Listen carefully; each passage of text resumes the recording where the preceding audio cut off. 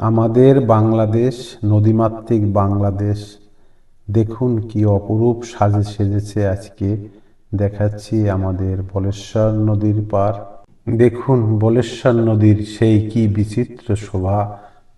এপারটা আমাদের জন্মভূমি, ওপারটা সুন্দরবন।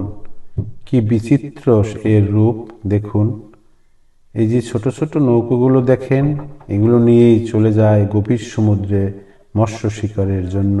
ভাঙনের কবলে গ্রাস করেছে এই দুপার, ভেঙে ভেঙে যাচ্ছে। ওপারটায় কাঠ পোড়াইয়ে তৈরি হচ্ছে কয়লা। ছোট ছোট এই নৌকা ট্রলারগুলিতে মৎস্য শিকার করে নিয়ে আসে আমাদের এখানে বিক্রি করার জন্য। এই বলেশ্বর নদীর পাড়ের স্মৃতিময় আমাদের কত দৃশ্য, কত কত স্মৃতি জড়িয়ে আছে এই বলেশ্বর পাড়ে। আমাদের ছোটবেলার সেই স্মৃতিগুলো এখানে।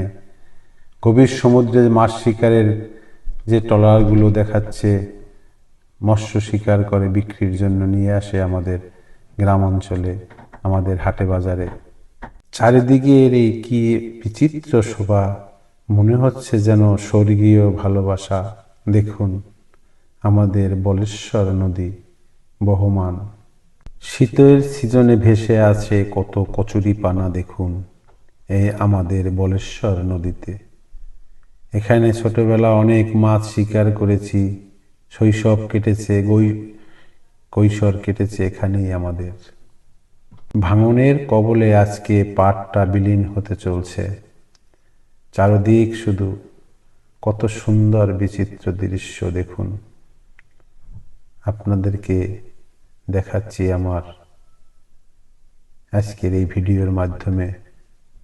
সোনালি রোদের আলোতে চিকিমিকি করছে চারদিকটা।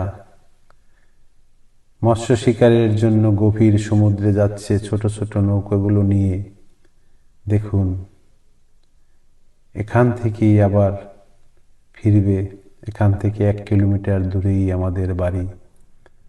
এখানেই আমাদের ছোটবেলার সকল স্মৃতি জড়িয়ে আছে। চারদিকটা যেন রোদের আলোতে ঝলমলিয়ে উঠেছে।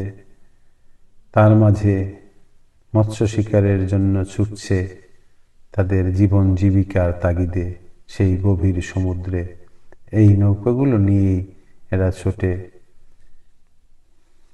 শীতের সিজনে একটু রোলিং কম থাকে, তাই নৌকাগুলো নিয়ে যেতে পারে। কথায় বলে ফাল্গুন মাসে নদী ফাউগায়।